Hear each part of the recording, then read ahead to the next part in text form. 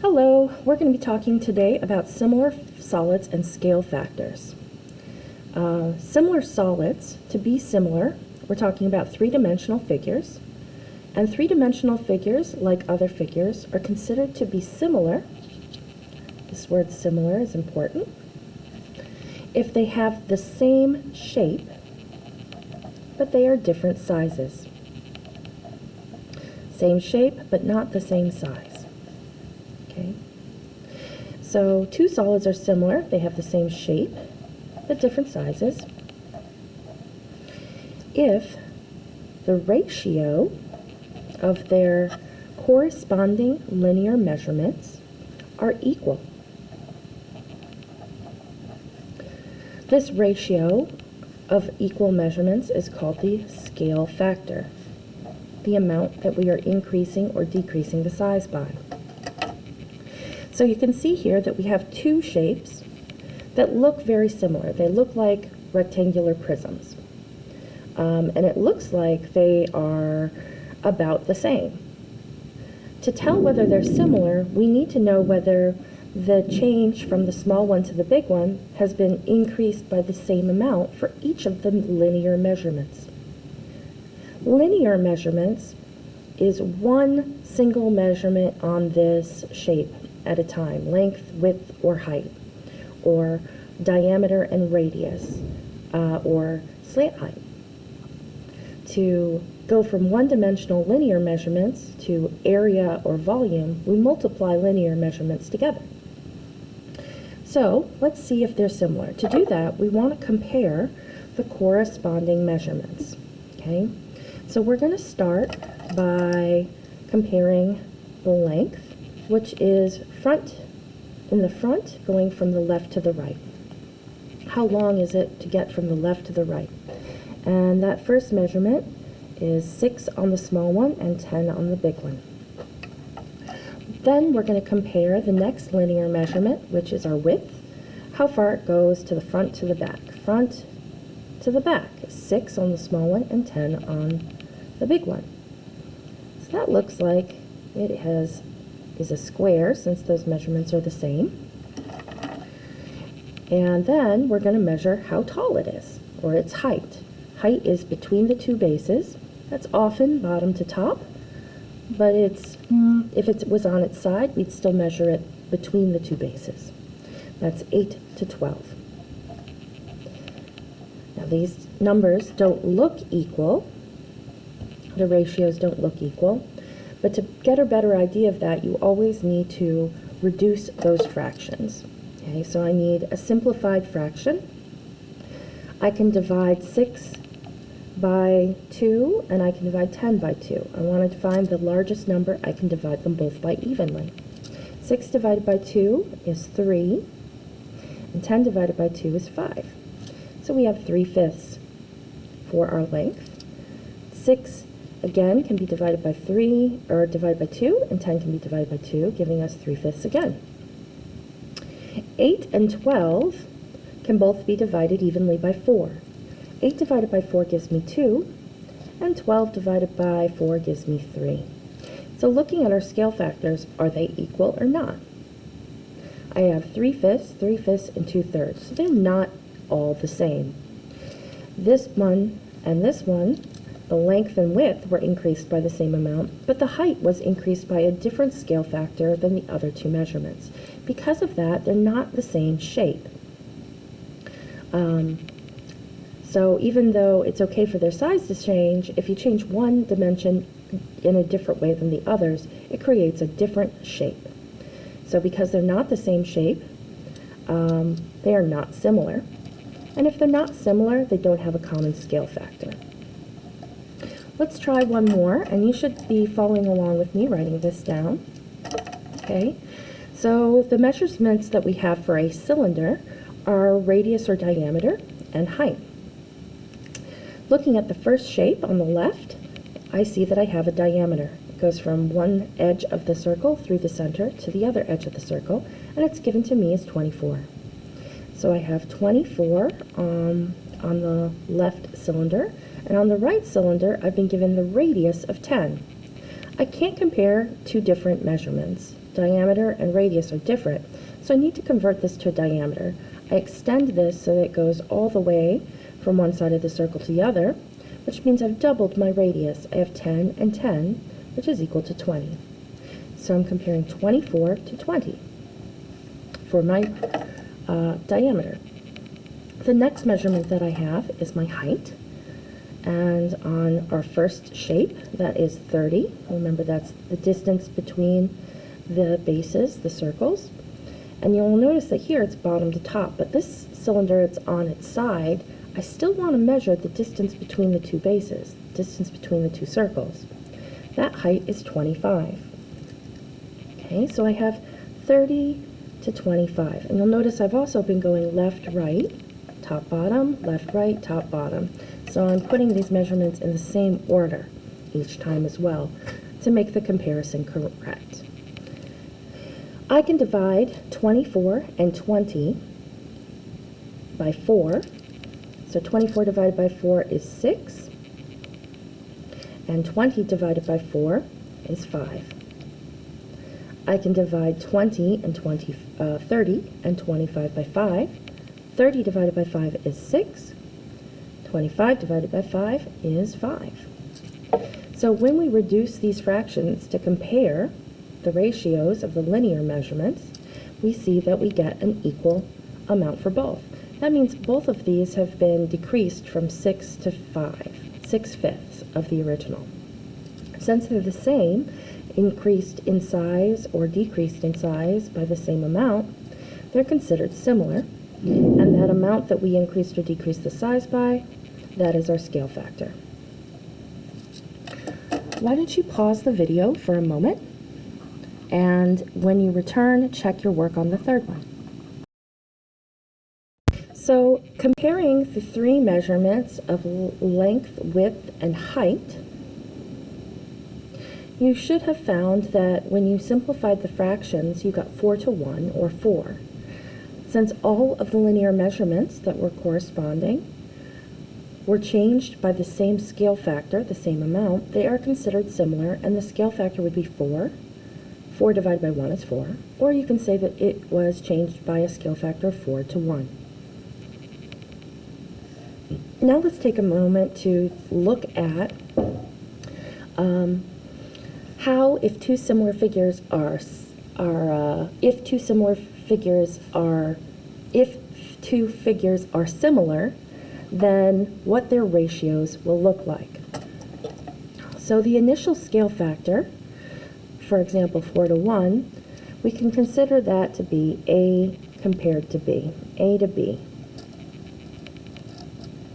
The original figures. That means that the ratio of two similar figures for the area is going to be A squared to B squared. And that makes sense because a scale factor for height or perimeter or radii or edges are all one dimension. Whereas area is length times width, right? It's flat surface. This is a length, this is length times width, this is 2 dimensions, so it's squared. And the volume is 3 dimensions. We have length, width, and height in a 3-dimensional figure. So what do you think this is? We have A1, A2. If you said A3, you were correct. So if we know the original scale factor, we can figure out the area ratio and the volume ratio from the original. So for example, the scale factor original is A to B, the area ratio A squared to B squared, and the volume ratio is going to be A to the third to B to the third. So if I know my initial scale factor is 1 to 3, then I can square both of them. I have 1 squared to 3 squared, which is going to be equal to 1 to 9 for my area ratio. For my volume ratio, again, I start at the original scale factor, but I'm going to cube it. I take A and I raise it to the 3rd power, and I take B and I raise it to the 3rd power. That means I'm multiplying it by itself 3 times. So 1 times 1 times 1 is 1. And 3 times 3 times 3 is 27. So my volume ratio will be 1 to 27. All right, but what if I've been given an area ratio and I need to find the other two? You always need to start back to 1. So if you're given 1 from here to here, go back to the original. So I'm going to start here and I'm going to bring it back. To do that, I need to know what number times itself is equal to 36. I'm going to take the square root of 36 and I'm going to take the square root of 121. The square root, or undoing the square that we would have had to do to get here, is going to be 6. The square root of 121 is 11. So my scale factor, my original AB, would have been 6 to 11. Now that I have my initial scale factor, I can find my volume ratio by cubing those. I can do 6 to the third to 11 to the third. And that's going to be equal to 216 to 1,331. For the last one, I've been given my volume ratio, and I need to find my scale factor and area ratio. Remember, the volume ratio is a to the third and b to the third. Here I took the square root. What two numbers multiplied together equal this? Here I need to take the cube root. You can do that in Desmos, finding the cube root. It would be under functions all the way at the bottom row in the center. Or you can think about it as what number times itself 3 times is going to give you this value. What number times itself 3 times, right? If I multiply 7 times 7 times 7, that would give me the cube root of 343. So my ratio here is going to be equal to 7, and the number times itself 3 times would be 4 times 4 times 4 to get 64. So the cube root of 64 is 4. To find the area ratio, I take my initial AB, and it is going to be squared. So 7 squared is 49, and 4 squared is 16. Now let's try this using some problems given a particular value. Okay, so here we're first of all trying to find the scale factor, and then we want to find the area ratio and the volume ratio. To find the scale factor, we need to compare two of the measurements. It tells us in here that each pair is similar already. So I don't need to compare all 3. That's only to find out if they are similar. Instead, I need to find a pair of corresponding measurements, such as length, and take a look at that measurement. Length compared to length would give me 14 out of 7, which, and you always need to work with the simplified fraction, is going to be equal to 2 to 1. Okay? So 2 to 1 is going to be my initial scale factor, 2 to 1, which I can also write as 2 to 1. That's going to be my A to B. Then what I would recommend is that you make yourself a table. You need A to B, A squared to B squared, and A to the third, B to the third. That represents, of course, your linear measurement, your surface area, and your volume. 1 dimension, 2 dimensions, 3 dimensions. So if I'm starting with 2 to 1, and I want to go from here to here, I take A and I square it. So 2 squared and 1 squared. 2 squared is 4, and 1 squared is 1. So my area ratio, A to B to A squared, B squared, is going to be 4 to 1. The area of this figure to this figure will be 4 to 1. The volume ratio we need to cube, so I have 2 cubed to 1 cubed. That's going to be 8 to 1. 8 to 1. Okay, so that's how we go from the initial one to the other two. Why don't you go ahead and try each of these, minding that you find your scale factor first, and then going ahead and finding each of the other values. Pause the video and do problems 2 and 3, and then unpause to check your work. So looking at the other two problems, the initial scale factor was 2 to 3 by comparing 4 to 6, or you could have compared 7 and 10.5, but that would have been a little harder. And then taking 2/3, squaring it would have gotten 4/9 for area, and cubing it would have gotten 8 out of 27 for volume. For this one, we're comparing 20 to 5, which scales to 4 to 1. 4 to 1 goes from 4 to 1 to 16 to 1, and from 4 to 1 to 64 to 1. Now we're going to compare if I give you a different value, how to do that, okay? So let's take a look at how to compare if I'm starting with a different amount. So on this problem, number 4, they've started by giving us the surface areas. Okay, so I'm starting with surface area, which is, you'll notice, a square amount. So I'm going to take those two and I'm going to create a ratio, 25 to 4. And then I need to simplify this if I can. In this case, it does not simplify. 25 to 4 remains 25 to 4. So we have been given the area ratio, and we need to go from there to find the others. To do that, you need to find the scale factor first, and then use that scale factor to find the volume ratio.